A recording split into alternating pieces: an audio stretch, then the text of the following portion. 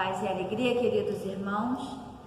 Aqui estamos reunidos para mais um estudo em nossa casa e para esse preparo iremos ler o livro Vida Feliz, de Divaldo Franco, pelo Espírito Joana de Ângeles. A lição é número 18. A revolta constante gera desequilíbrios na mente, no corpo e na alma. Não é o corpo que é fraco, mas o espírito que permanece rebelde.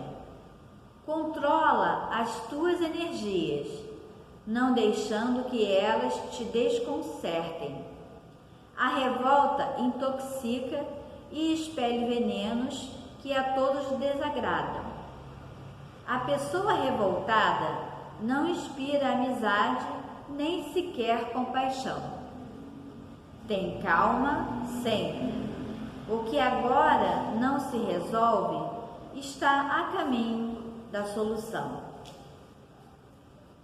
Agora vamos fechar os nossos olhos e fazer a nossa prece de preparação para a palestra. Querido Mestre Jesus, nós te rogamos, Mestre querido, que tu possas envolver o nosso querido irmão palestrante em mais esse estudo. Que a sua palavra seja recheada de amor e dos conhecimentos que nos libertam, que libertam a nossa alma, que nos edificam e que nos transformem, que nos ajude a transformar, a evoluir para homens de bem. Obrigada, Mestre, por mais essa oportunidade de estudo. Que assim seja, graças a Deus.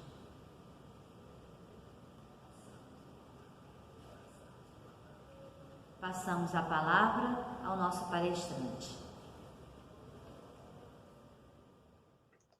Meus irmãos, boa noite.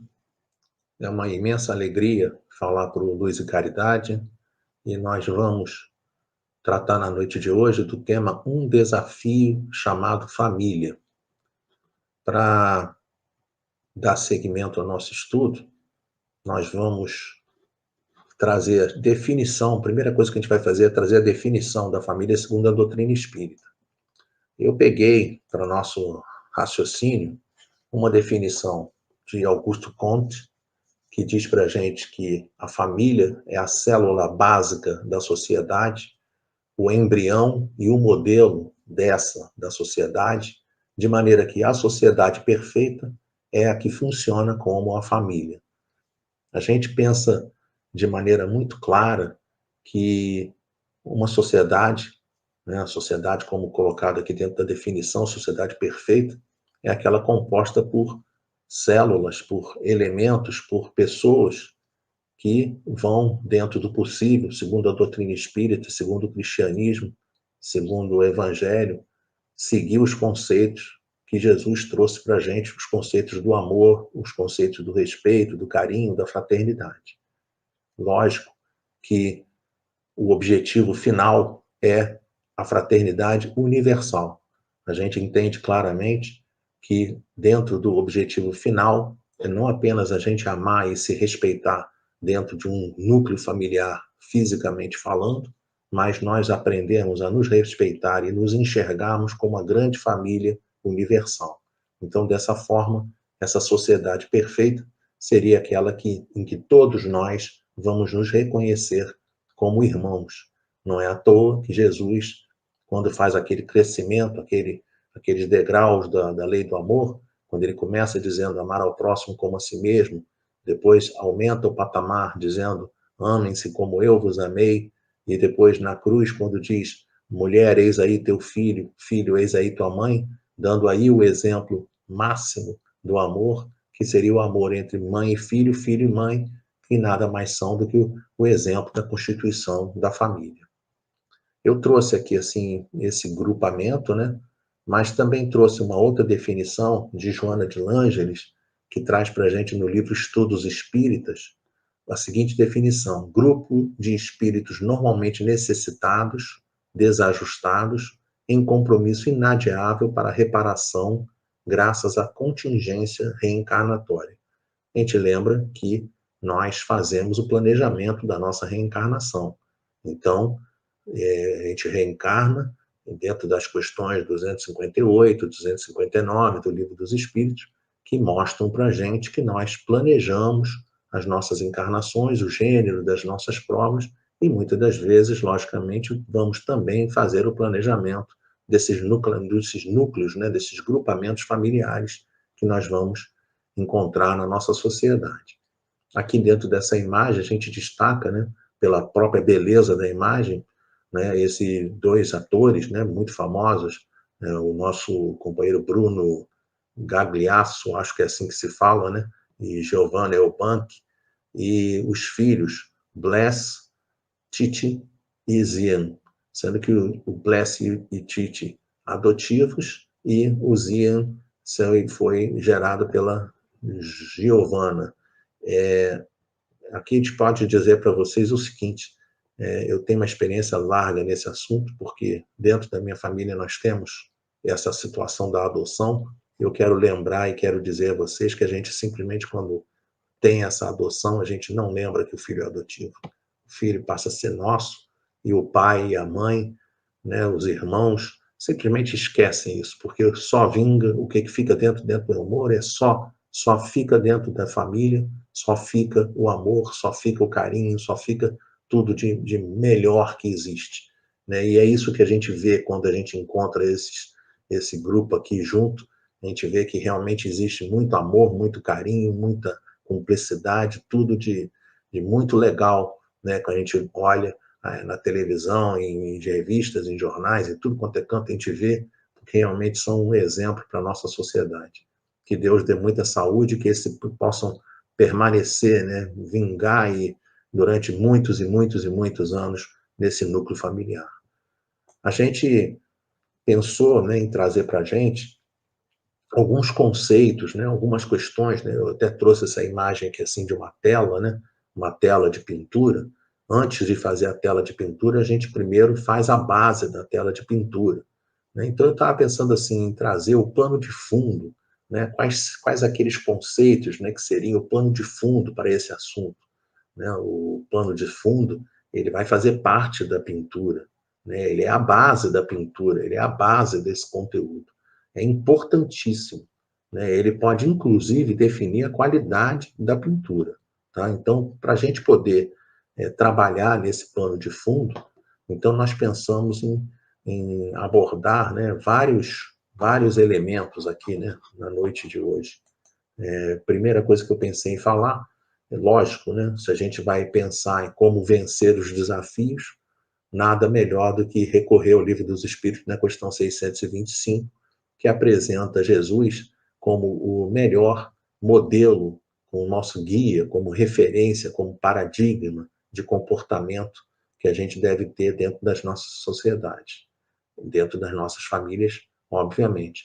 Claro que isso daqui, como a família é o componente de vários espíritos, claro que o que serve para os espíritos, com toda certeza serve para a família, com toda certeza serve para a sociedade, com toda certeza serve para a humanidade. Então, isso é uma coisa, são consequências imediatas.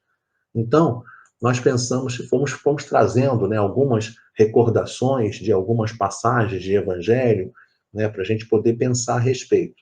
Né? Jesus fala para nós, né, o Espírito de Verdade, no capítulo 6 do Evangelho segundo o Espiritismo, no item 5, eu sou o grande médico das almas e venho trazer o remédio que deve curar-vos. Claro, qual o remédio, qual é a pílula que deve curar cada um de nós? Com toda certeza é o amor. Com toda certeza é o amor. Né? Nós não precisamos nem parar para pensar. E aonde é que a gente vai encontrar o amor? A gente vai encontrar o amor justamente dentro do Consolador Prometido, dentro da doutrina espírita, e isso eu vou repetir em vários momentos, em virtude da importância da gente entender isso. Nós precisamos entender que precisamos nos aproximar, né, da lei do amor, nos aproximar da doutrina espírita, nos aproximarmos da questão da caridade. A gente precisa, realmente não tem jeito, a gente precisa se aproximar desses conceitos. E aí, eu fiquei lembrando dos convites que Jesus faz dentro do Evangelho, quando os primeiros apóstolos que ele convida São Pedro e André. E aí fiquei pensando assim, qual o nome de Pedro e de André? Se eu tivesse dentro de uma reunião presencial, eu ia chegar para vocês, ia fazer essa pergunta para o público, e logicamente as pessoas iam me responder Pedro e André, né? Alguns poderiam falar Simão Pedro, né? Aí a pessoa ia ficar tentando lembrar. Mas a gente está tentando raciocinar aqui é o seguinte, é que Jesus não traz os convites para os apóstolos propriamente dito. Quando esses convites fazem parte do Evangelho, é porque esses convites servem para nós todos, para toda a humanidade. Então, na realidade, é como se a gente pensasse assim: qual é o nome do Pedro? O nome do Pedro é Eduardo. Qual é o nome do André? O nome do André é Eduardo. Eu tenho que olhar André, tenho que saber que o nome é André, mas eu tenho que pensar que tudo que se refere a Pedro e a André se referem a mim. Então, quando tem dentro do Evangelho de Mateus, capítulo 1, versículo 17, que ele chega para Pedro e para André e fala: Vinde após mim, e eu vos farei pescadores de homens, a gente tem que olhar, né, tem que olhar essa situação de uma maneira assim, muito clara, sabe? Muito clara. Ele está convidando, né, está nos convidando para sermos pescadores de homens. Né? Ele está nos convidando para nós deixarmos as questões materiais de lado e começar a trabalhar as questões espirituais, começarmos a enxergar e começarmos a viver as nossas relações de maneira mais espiritual, largando um pouco. Né? Não é que a gente não vai dizer que a gente não vai dar importância a algumas questões materiais, claro que não é isso. Né? Nós estamos na carne, estamos encarnados, vivendo na carne, vivendo no corpo físico, claro que precisamos cuidar do corpo físico, mas a gente precisa também dar uma enorme atenção na preservação do espírito e nos conceitos que realmente nos acompanharão durante todas as nossas existências. E às vezes a gente fica muito ligado nas questões da matéria e deixa de cuidar dessas situações. Então, por que não iniciar esse controle, né? Não iniciar essa pescaria de homens, pescando, né? E trazendo para nós, trazendo para o Evangelho, trazendo para o cristianismo, trazendo para a doutrina espírita, num primeiro momento, justamente aqueles componentes dos nossos lares, os componentes da nossa família. Então, seria uma grande oportunidade.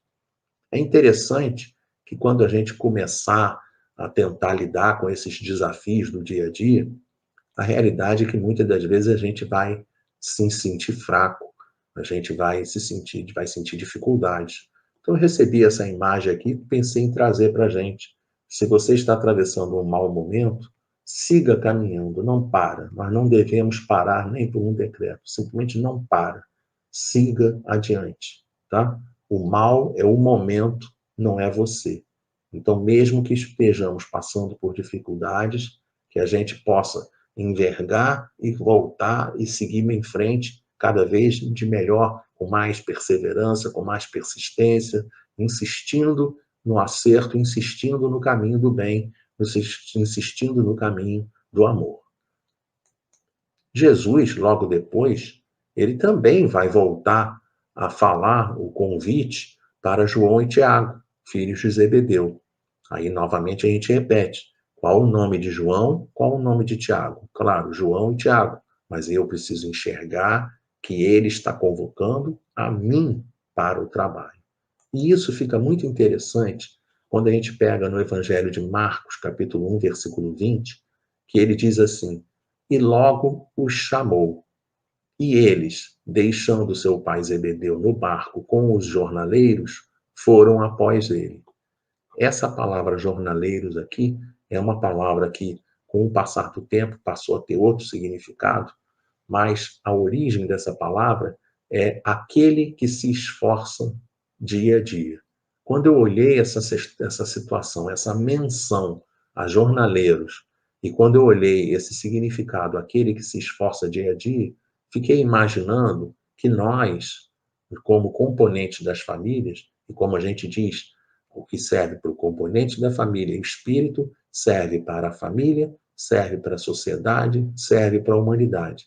Então, esse controle de transformação que a gente precisa, que a gente quer vencer esses desafios, a gente precisa vencer os desafios iniciando por cada um de nós. Né? Antes de eu... É igual aquela questão que a gente tem dentro do avião, que a aeromoça chega, que o comissário de bordo chega e diz assim, vai cair a máscara. Pega a máscara, coloca primeiro em você. Depois que você puser em você, você vai ajudar a criança, vai ajudar o idoso, vai ajudar aquele que necessita de ajuda. Mas primeiro bota a máscara em você. Isso é importante, tá?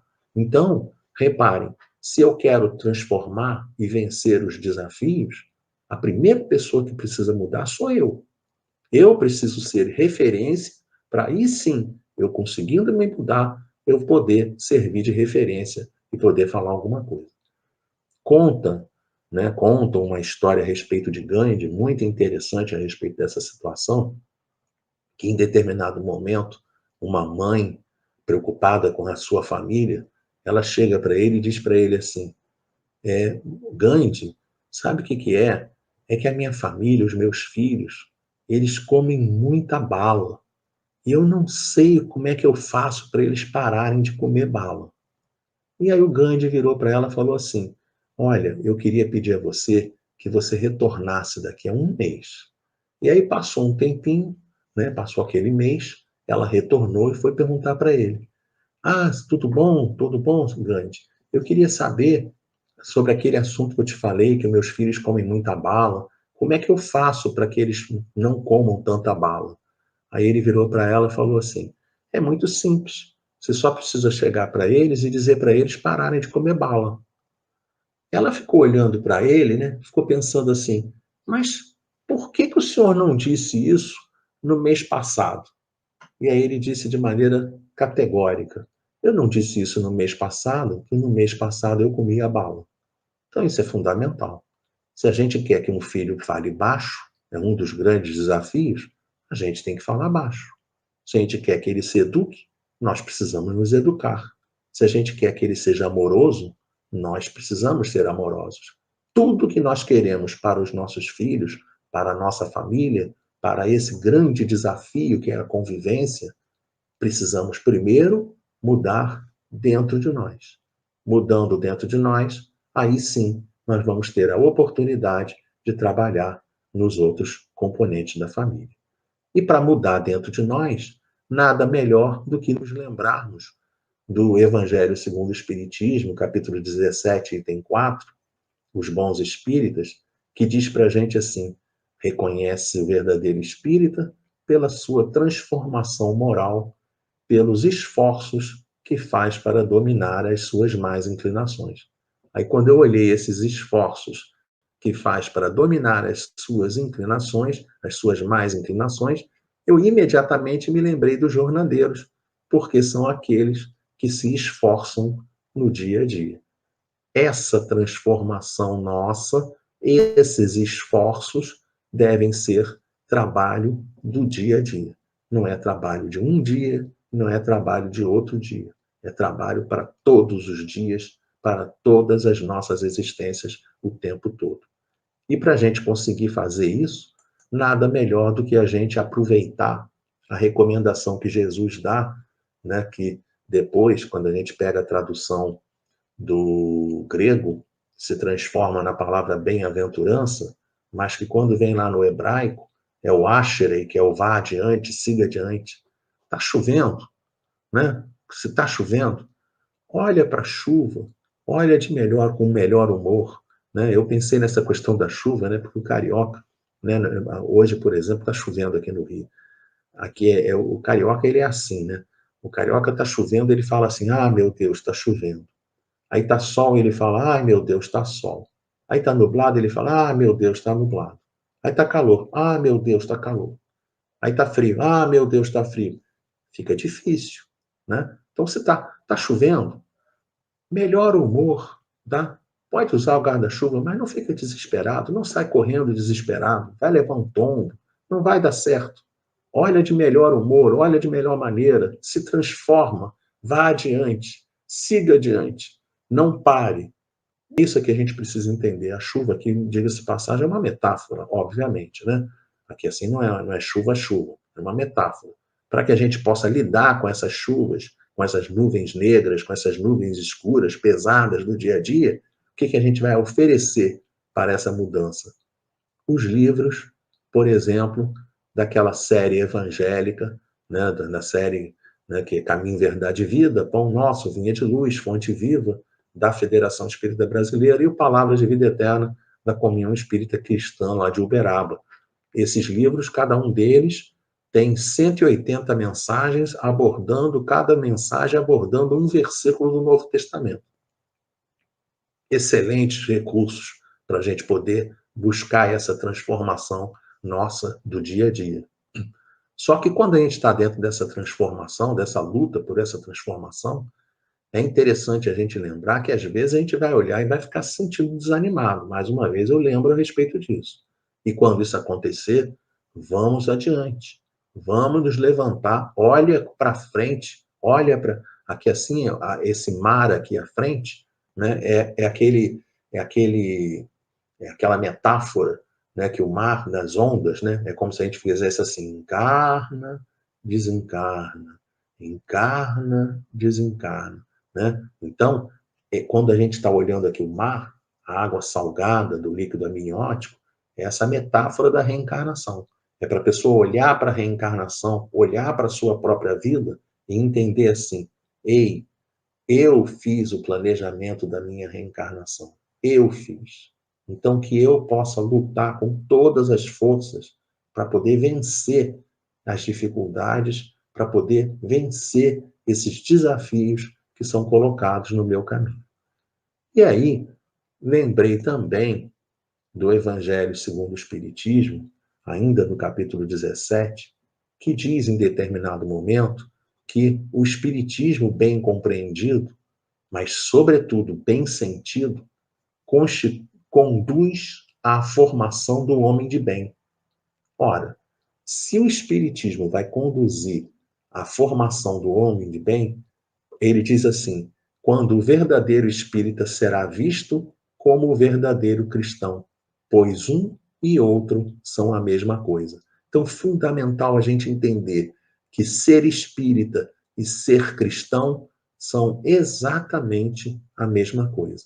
Então, quando a gente estiver diante de Jesus, quando a gente estiver diante do Livro dos Espíritos, 625, que apresenta Jesus como nosso guia, como modelo, como paradigma, como referência, que a gente possa entender que o que nós estamos oferecendo para a vitória sobre os desafios da família é o Novo Testamento, o Espiritismo, livros, todos os livros.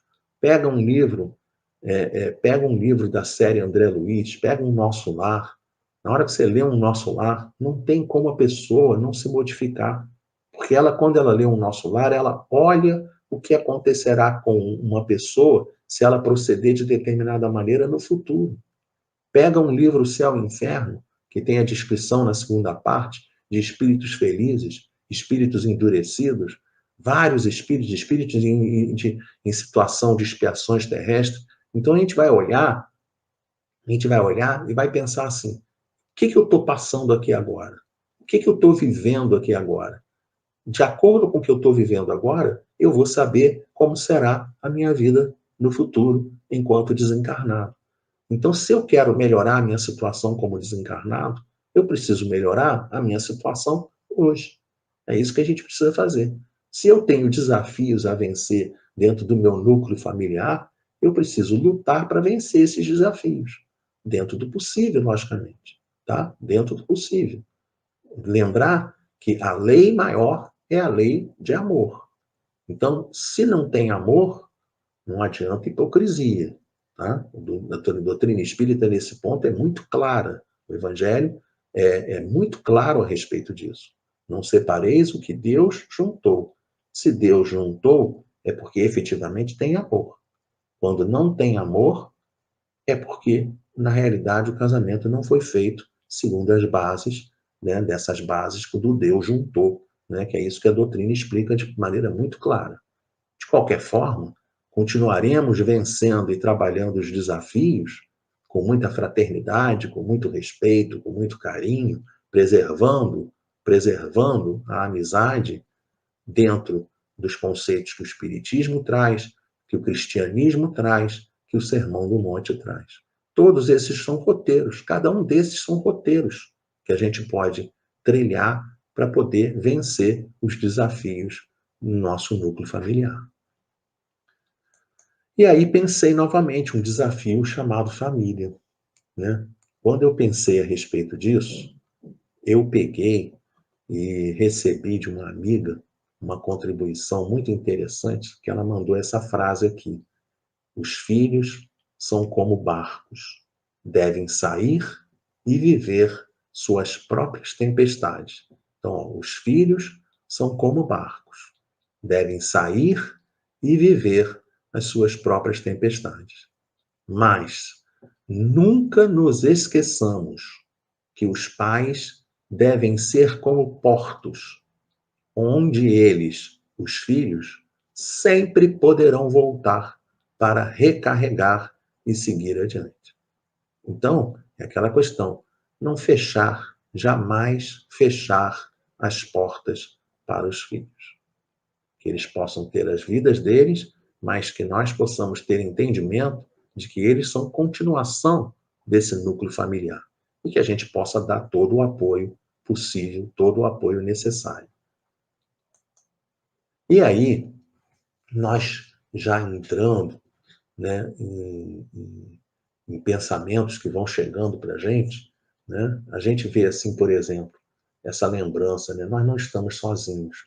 Né, eu queria lembrar um detalhe importante que eu esqueci de falar com vocês, né, essa parte aqui assim, isso daqui foi uma pintura que uma companheira lá de Arraial do Cabo, Lourdes, amiga nossa, ela fez. Eu até pedi a ela permissão para usar a figura aqui dentro do nosso trabalho. Porque se naquele primeiro momento do trabalho a gente trabalhou as questões relativas ao plano de fundo, nesse momento agora nós vamos dar uma aprofundada e vamos trabalhar a pintura como um todo. Tá? Então nós vamos dar agora uma aprofundada, alguns minutos de reflexão, já trouxemos, né, aquele elenco de conteúdos que são aqueles conteúdos formadores que vão nos fazer vencer os desafios, e agora vamos continuar falando, agora segundo uma ótica um pouquinho mais aprofundada da situação. Então, a gente tem um texto, né, que chegou para a gente, que a gente fica lembrando, né, que nós não estamos sozinhos. Né? Fico lembrando de que Mateus, no Evangelho de Mateus, capítulo 28, versículo 20, é exatamente o último versículo do Evangelho de Mateus. É o último versículo do último capítulo do Evangelho de Mateus. Jesus diz assim: estou convosco todos os dias, até a consumação dos séculos. Isso é uma notícia que a gente deve ficar assim, que a gente deve entrar em júbilo quando a gente ouve uma notícia dessas. Porque reparem, lá no Evangelho de Marcos, ele faz aquela referência a jornaleiros, faz aquela referência a se esforçar no dia a dia. E aí, no fechamento do Evangelho de Mateus, ele diz: estarei convosco todos os dias. Então, durante todos os dias que nós nos esforçarmos para dominar as nossas más inclinações, reconhece o verdadeiro espírita pela sua transformação moral e pelos esforços que faz para dominar as suas más inclinações. Quando? Todos os dias, Jesus estará conosco. E ele vai estar conosco, não apenas ele vai estar sozinho, né? Vai estar conosco, não nos deixará sozinhos, não está, né, dizendo para a gente isso, mas uma pleiade de trabalhadores de Jesus. Claro, né? Pelo amor de Deus, né? Pelo amor de Deus. Aí alguém vai chegar e falar assim: nossa, o palestrante colocou um monte de anjinho de asa. Pelo amor de Deus, isso daqui é uma metáfora, tá? É só para a gente poder entender que esses espíritos aqui são centenas, dezenas, milhares, dezenas de milhares. São muitos espíritos do bem que estão no entorno do planeta, que estão nos núcleos familiares, que estão ao nosso lado para nos auxiliarem durante a nossa caminhada. Nós temos o nosso espírito protetor, nós temos espíritos familiares, nós temos vários espíritos que estão próximos de nós para nos auxiliar. Infelizmente, Paulo de Tarso anota, somos cercados, né, por uma tão grande nuvem de testemunhas. Temos espíritos que querem nos ajudar e também temos espíritos que não querem nos ajudar. Querem até nos prejudicar em alguns momentos. Então, o que a gente tem que fazer? Nós devemos selecionar esses espíritos através do nosso pensamento, através do que nós vemos, através do que nós ouvimos, através do que nós falamos, através do que nós sentimos, tá? Todos esses componentes fazem com que a gente consiga selecionar que tipo de mensagem que a gente está querendo ouvir, que a gente está querendo receber desses espíritos. O momento que atravessamos no mundo é difícil e sombrio. Isso aqui não foi escrito hoje, não, tá? Mas parece até que tinha sido escrito para hoje. Porque realmente o que a gente está vivendo dentro dessa pandemia atual são momentos de muito sofrimento, de muita dor. O momento que atravessamos no mundo é difícil e sombrio, enquanto as sociedades terrestres necessitam mais e mais dos tocheiros do Evangelho, né? Da luz do Evangelho, que esses companheiros espirituais sempre trazem para a gente. Isso aqui está caminhando junto com a questão 459 do Livro dos Espíritos, que diz para a gente de maneira sensacional, né? Podem os espíritos influenciar os nossos pensamentos e nossos atos?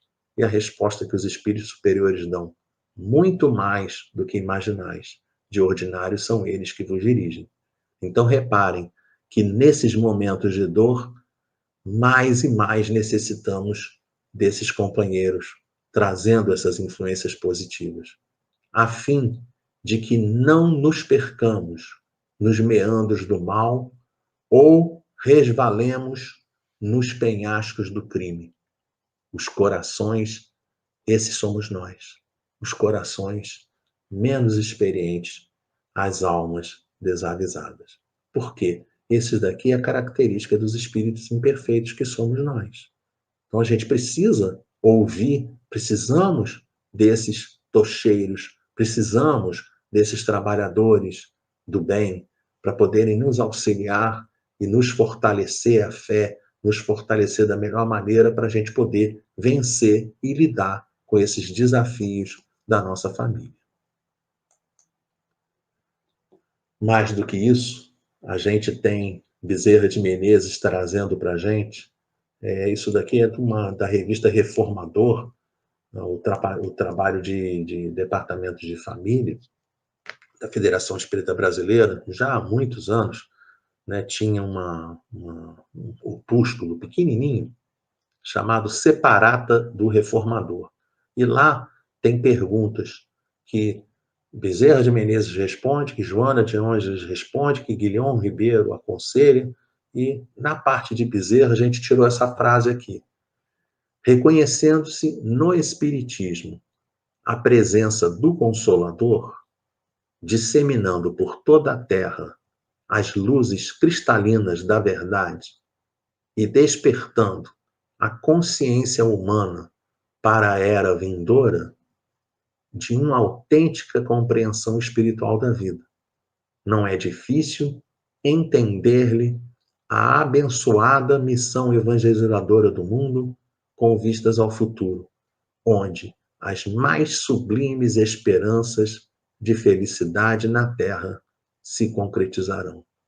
E aí eu coloquei aqui uma família, né, o desenho de uma família feliz, porque aquela família que conseguir trabalhar as questões do Evangelho dentro do seu lar, com toda certeza vencerá as dificuldades de uma maneira infinitamente melhorada. A gente não tem dúvida disso. só para a gente poder pensar, chegou para a gente também essa mensagem, que aí eu peguei e coloquei essa imagem aqui de fundo, né? Eu achei assim que essa imagem tem tudo a ver. A mensagem dizia assim: uma família que vivencia o Evangelho é um verdadeiro farol no mar turbulento da sociedade. E aí, mais do que a gente pensar no farol, eu lembrei de Jesus. Todas as imagens, todas as vezes, tá? Espero que alguém já deve ter visto o trabalho nosso, e quando vocês virem, todas as vezes que eu coloco na tela alguma imagem que tem um sol, eu sempre, sempre penso em Jesus.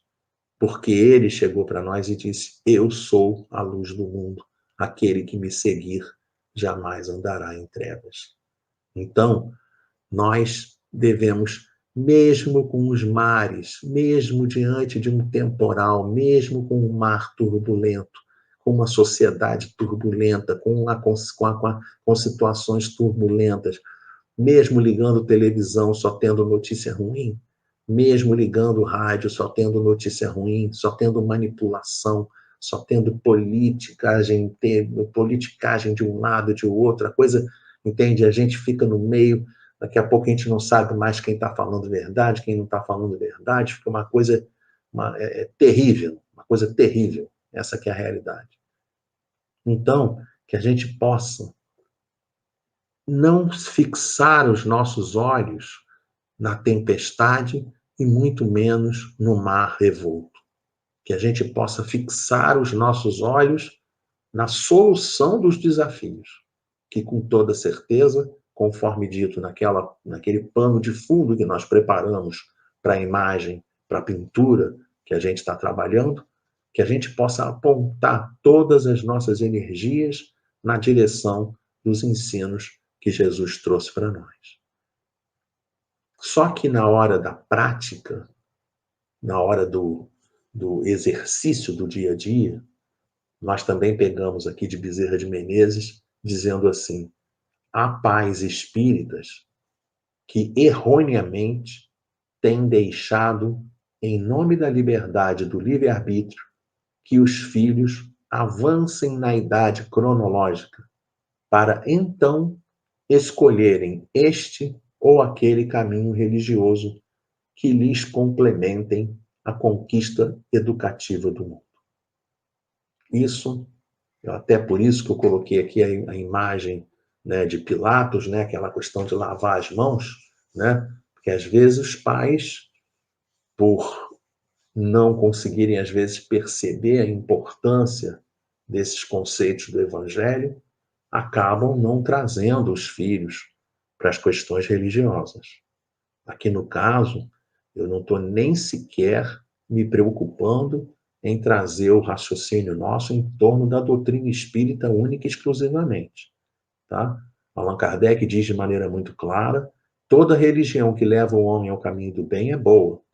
Então, que a gente possa ter isso em nossa mente, que a gente possa primar por deixar que nossos filhos convivam em ambiente religioso, para que eles possam angariar recursos espirituais que vão, com toda certeza, na idade adulta, né? Ao invés de esperar que eles fiquem adultos para decidirem, não.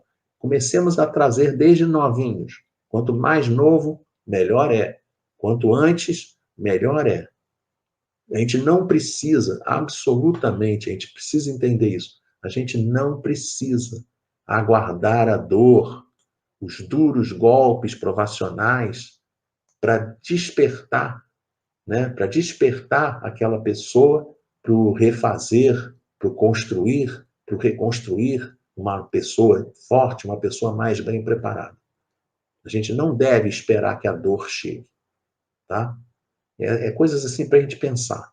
Será que se uma criança chegar para o pai e falar para o pai ou para a mãe: ah, eu não vou tomar o remédio, a gente vai dizer para o filho: tá bom, filho, deixa para lá então, não toma o remédio não. Será que a gente vai fazer isso? Será que tem uma vacina de poliomielite? Aí a gente vai chegar, a tríplice, se não me engano, né? Aí a gente vai chegar Não é a tríplice, não. Eu não me lembro, né? Que meus filhos já estão grandes, então já tem muito tempo, eu não lembro mais. Mas tem que tomar a vacina de sarampo, tem que tomar de coqueluche, tem que tomar de catapora, tem que tomar a vacina de poliomielite, tem que tomar a vacina.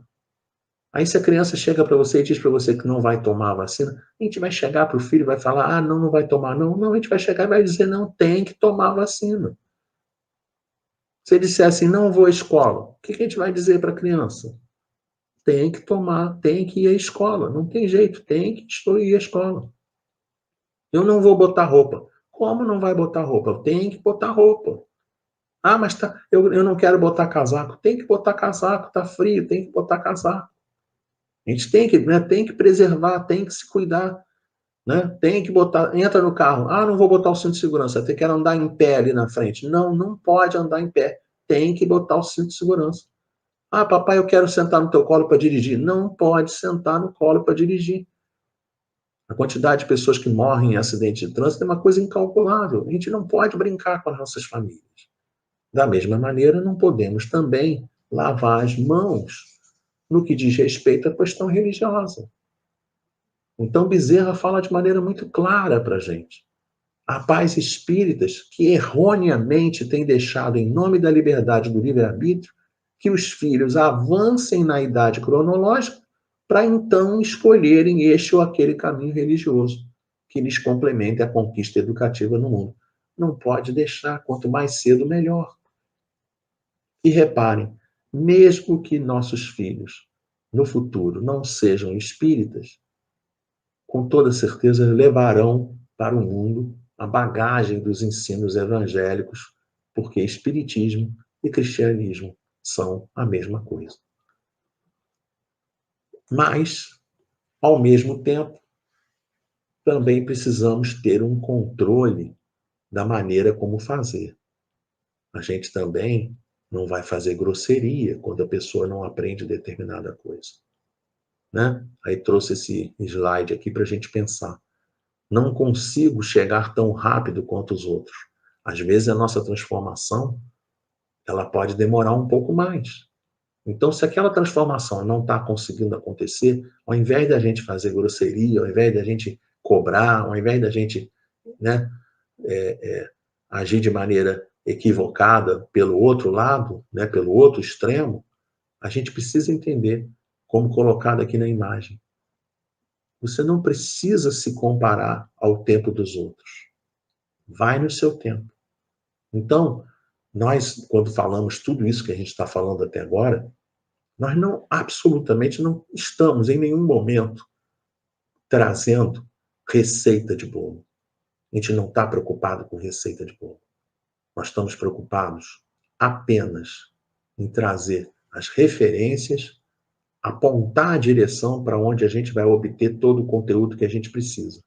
E aí, uma vez a gente tendo essa noção de onde está o conteúdo, aí a gente, cada pessoa, a sua maneira, a seu tempo, da sua forma, segundo os seus entendimentos, pouco a pouco vai se transformar e vai utilizar esses recursos que a gente está apresentando.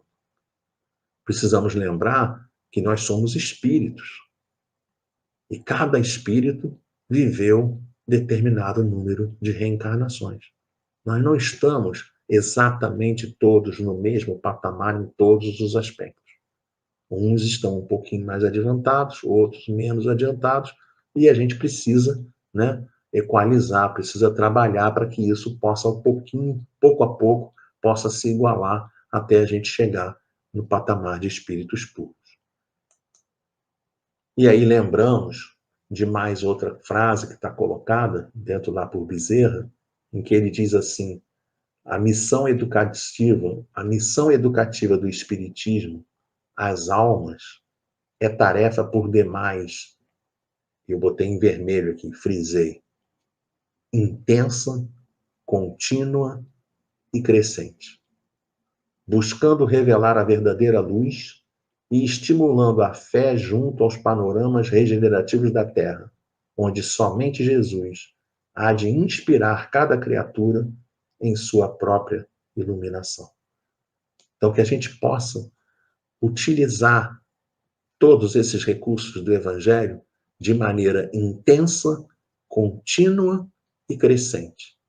E com toda certeza nós vamos colher frutos muito interessantes durante as nossas caminhadas. Miriam Ribeiro, um pouco mais adiante, dentro da Separata do Reformador, traz para a gente a seguinte frase: eduque-se o homem, e teremos uma terra verdadeiramente transformada e feliz. Então, se nós queremos encontrar uma família que consegue vencer os seus desafios, se queremos encontrar uma sociedade que consegue vencer os seus desafios, que a gente possa se valer de todo esse recurso da educação. Lembrando que a educação para a doutrina espírita, anotem aí, questão 685A do Livro dos Espíritos.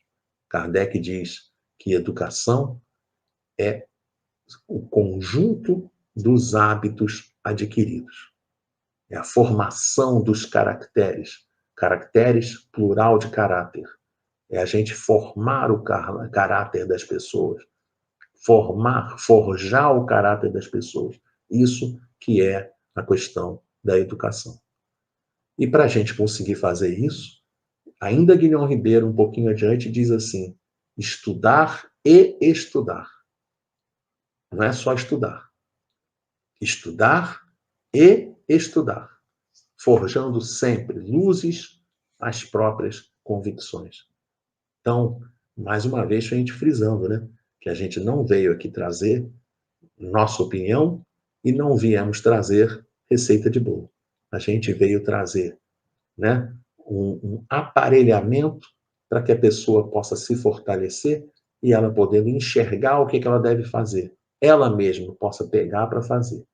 Tá? É igual aquela questão do pescadores de homens. Muito melhor do que dar o peixe, nós vamos ensinar a pescar o peixe. Então é isso que a gente se preocupou em fazer na noite de hoje. Queria me despedir de todos vocês, que a paz do nosso querido Mestre Jesus se faça para todos nós. Um beijo no coração de todos, muita saudade desse povo maravilhoso aí de Santa Cruz. Um abraço em todos vocês, tá? Um beijo para todos vocês. Fiquem com Deus. Vamos então fazer a nossa prece final, elevando os nossos pensamentos a Deus, nosso Pai, louvando o seu santo nome, agradecendo pela bendita oportunidade que cada um de nós tivemos de aqui estarmos assistindo esse vídeo, em qualquer dia, em qualquer horário, aproveitando todos esses maravilhosos recursos que a doutrina espírita coloca ao nosso alcance. Queremos te agradecer, Senhor, pelo Evangelho trazido por Jesus, pela própria doutrina espírita, codificada por Allan Kardec, roteiros seguros que nós devemos trilhar no caminho da nossa redenção. Queremos te agradecer, Senhor, pela presença amiga e generosa de todos esses trabalhadores espirituais do Centro Espírita Luz e Caridade de Santa Cruz, que estiveram em cada uma dessas casas que estão tendo acesso ao vídeo, trabalhando na fluidificação das águas que foram colocadas para preparar, para serem usufruídas, para serem tomadas durante a semana, para que nós possamos receber todos esses auxílios, tudo que eles trazem em nosso benefício. Queremos também, Senhor, te pedir por todos os nossos irmãos em humanidade. Onde houver um irmão nosso sofrendo, seja nos hospitais, nos CTIs, doentes em casa, onde quer que estejam, nossos irmãos apenados, nos asilos, nos orfanatos, nas ruas ou nos lares. Onde quer que houver um só irmão nosso necessitado de auxílio, nós nesse momento pedimos do fundo do nosso coração que as bênçãos de Deus se façam para todos esses nossos irmãos. Assim, Senhor, humildemente pedimos a permissão para darmos por encerrados os trabalhos. Graças a Deus. Muito obrigado. Muita paz.